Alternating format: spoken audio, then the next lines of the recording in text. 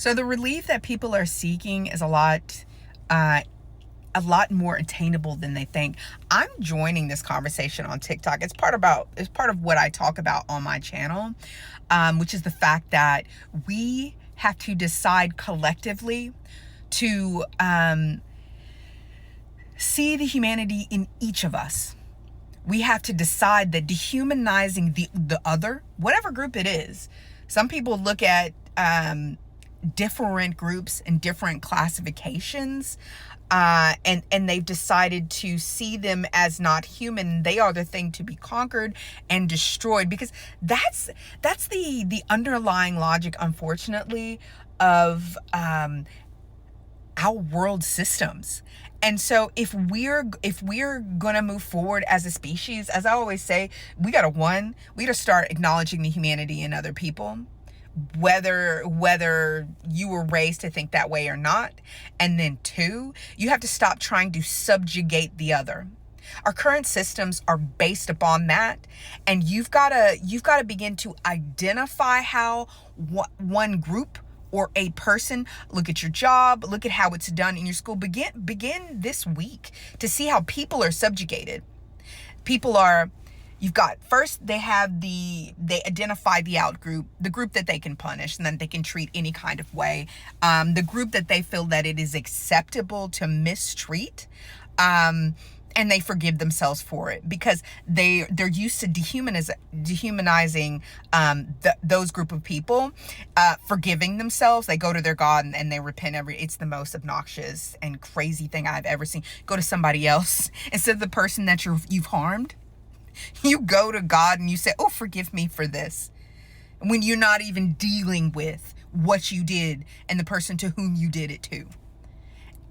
But that's a series of TikToks that I put out on my channel. If y'all want them, I'll highlight them for you.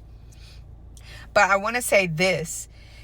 There are a couple of things, and I've talked about them. You got to stop dehumanizing people. You have to realize the humanity in each other.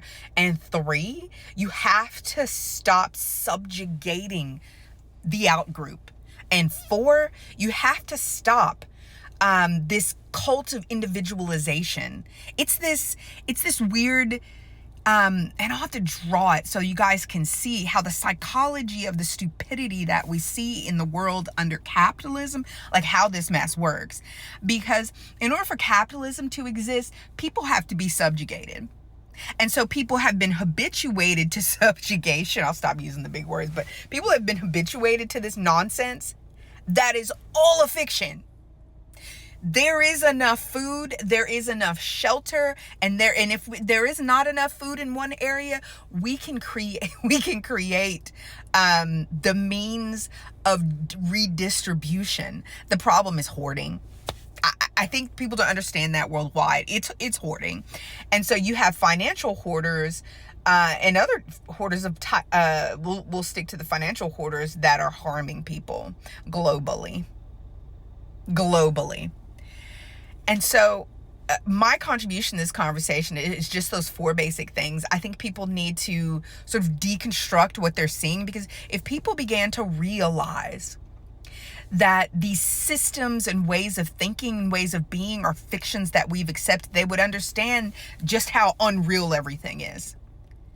Because this cult and this ideology of hyper individualization, meaning I, me, and that divides one group of people, whether it's women from men, whether it's my family from your family, that kind of thinking is at the root of the misery that you're experiencing. The financial hoarding and the fact that you can't get a house,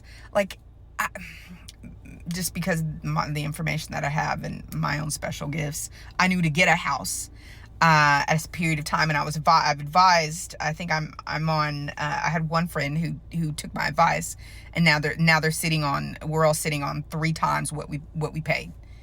Okay, what you mortgage your house for. But that shouldn't. However much I like the amount of increase in value of my home, people shouldn't be priced out of having a home. And so we have to decide, and my other contribution to this conversation is that we have to decide this. We have to decide the fact that food, shelter, and a house are not commodities that you get to hyperinflate in order to, make money, in order to satisfy your greed. And so the things that we can all agree on, like food, shelter, and I need to add to that education, we can attack that as a group. So my mutual that I'm tagging in this video was saying, like, what, how are we going to go about this? Well, we have to decide as human beings that those things are outside of the things that you can that you can play the game that I was talking about.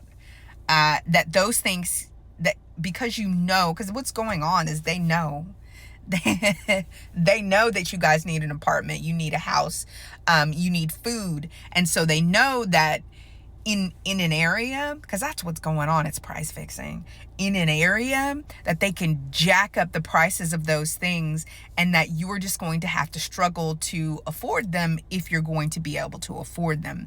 Meanwhile, they as employers aren't jacking up the amount of money that you make on an annual or hourly basis. So the system will break.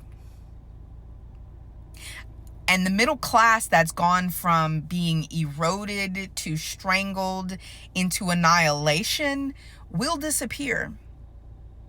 And we will all be sitting in the struggle position unless we all decide that housing is a human right, and food is a human right, and education, a free education, is a human right, and it should be advanced education, and an education free of manipulation of people who have like nefarious, I'm using all the words today, sorry, I'm using all the big words, have bad ideas. Like so what people don't understand is that nationally, like red states like Texas, what they do here and they test here, they push it out everywhere. So if Texas and Florida, the textbooks are manipulated to hide history, manipulated in order to dumb down those who were forced to get a public education, that mess spreads everywhere. And so you can't ignore it if you're up north, because it's coming.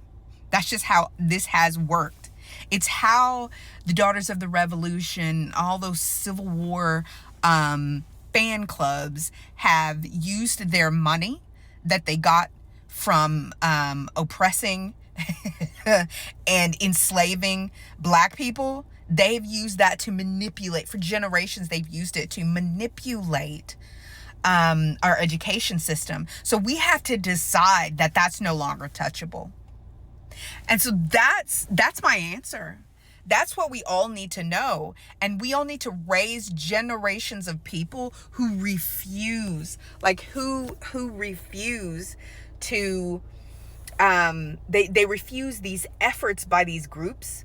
All these people who've oppressed enough people that they have the money to go play what most people don't understand, that to these people, it's a game. It's a literal game, y'all. I wish you the opportunity to deal with people of high net income, and you need to understand that mindset of, I'm entitled to this money, it's me over you, and this mindset, because this is the same scarcity mindset. This, under capitalism, the kind of mindset and people that's being produced are quite murderous, quite murderous.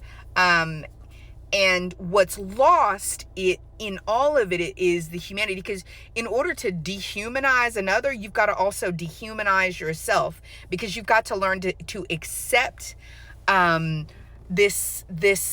things that we do to other people who are not ourselves. But this is a long video. I'm going to keep talking about this. I'm going to try to make some shorter ones, because these 10-minute think pieces are something that don't really chart well. But I wanted to make this response, even if it's just only my mutual who sees it, because we all need to begin to talk about this, because food, shelter, clothing, and education has no